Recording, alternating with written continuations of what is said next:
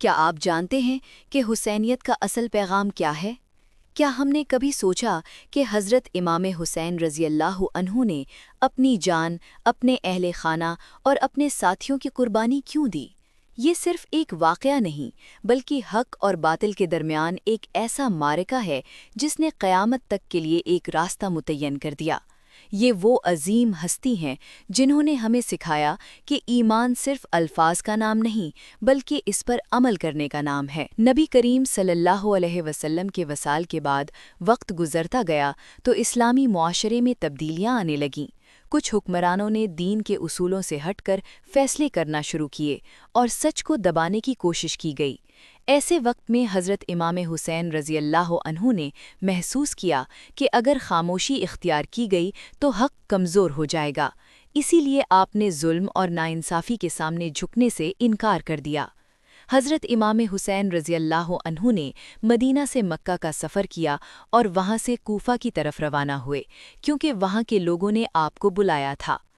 لیکن راستے میں حالات بدل گئے اور آپ کو کربلا کے میدان میں روک لیا گیا۔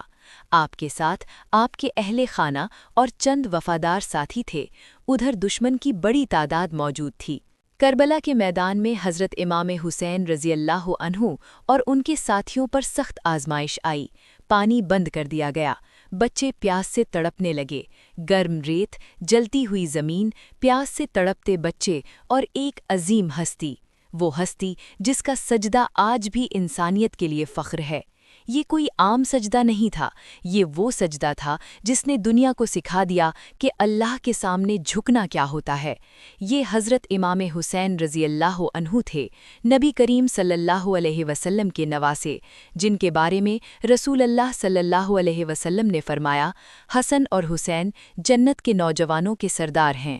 کربلا میں حالات ایسے ہو چکے تھے کہ پانی بند، راستے بند، مدد کے تمام دروازے بند، لیکن ایک دروازہ کھلا تھا اور وہ تھا اللہ کا دروازہ، اور جب سب دروازے بند ہو جائیں تو مومن سجدے میں چلا جاتا ہے۔ حضرت امام حسین رضی اللہ عنہ نے ہمیں یہ سکھایا کہ مشکل کتنی بھی بڑی کیوں نہ ہو، نماز نہیں چھوٹتی، اللہ سے تعلق نہیں ٹوٹتا۔ میدان کربلا میں بھی نماز قائم کی گئی اور صحابہ رضی اللہ نے اپنی جانوں کی قربانی دے کر اس نماز کی حفاظت کی۔ یہ سجدہ صرف پیشانی کا زمین پر رکھنا نہیں تھا، یہ سجدہ تھا اپنی خواہشات کو قربان کرنے کا، یہ سجدہ تھا اللہ کے حکم کے آگے سر جھکا دینے کا۔ لیکن اس کے باوجود انہوں نے صبر اور ایمان کا دامن نہیں چھوڑا۔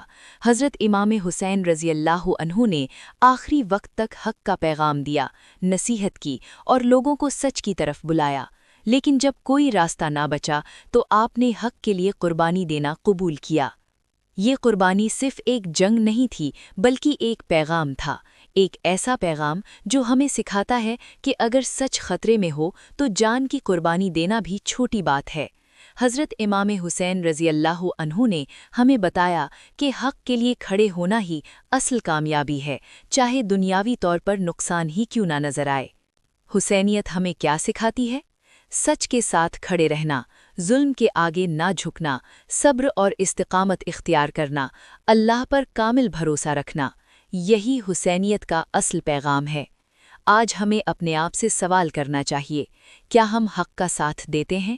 کیا ہم غلط کے خلاف آواز اٹھاتے ہیں یا ہم صرف خاموش تماشائی بنے رہتے ہیں؟ یاد رکھیں، حسینیت صرف ایک واقعہ نہیں بلکہ ایک راستہ ہے، ایک ایسا راستہ جو ہمیں اللہ کے قریب لے جاتا ہے۔ یاد رکھو، جو سجدہ کربلا میں کیا گیا وہ ہمیں آج بھی پکار رہا ہے کہ آؤ اپنے رب کے سامنے جھک جاؤ۔ اللہ تعالی ہمیں حضرت امام حسین رضی اللہ عنہ کی سیرت سے سیکھنے اور حق پر قائم رہنے کی توفیق عطا فرمائے، اور ہمیں ظلم کے خلاف کھڑے ہونے کی ہمت دے۔ آمین۔ اللہ آپ کی ہر پریشانی آسان فرمائے۔ آمین۔ اگر آپ بھی یہ دعا چاہتے ہیں تو کمنٹ میں آمین لکھیں، اور مزید اسلامی ویڈیوز کے لیے چینل کو ضرور سبسکرائب کریں۔